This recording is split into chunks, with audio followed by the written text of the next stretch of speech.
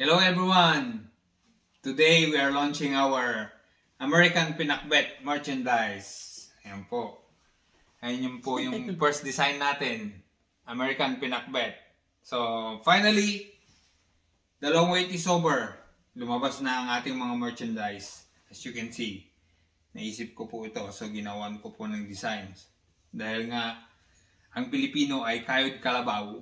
At ito yung national animal natin, symbolizing yung kasipagan ng Pinoy. So nag-came up ako sa aking sariling idea at gumawa ng mga designs. So ito na, meron na tayong American Pinakbet merchandise. Kung dito sa US may Fruit of the Loom, tayo may gulay. American Pinakbet, syempre. So, ito yung unang design, suot ni Mrs. ko. Kung nakikita nyo, kung nagpapalo po kayo sa amin, ito po yung American Pinakbet design. So, ito yung mga merchandise natin. Filipino. Tapos ito. So far, mayroon tayong 7 designs. Ito yung iba. Pinoy. Siyempre, sa etiketa, tatak natin yan. American Pinakbet. Sa inyong pangatlo. Ito yung pang-apat. Ito yung pang-5.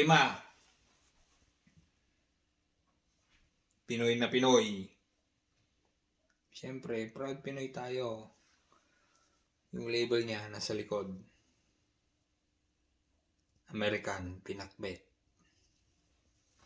Para makilala tayo ng mabuti. So ito po yung design number 6 natin. Tribal skull. 3 stars in the sun. At yung so far the last one,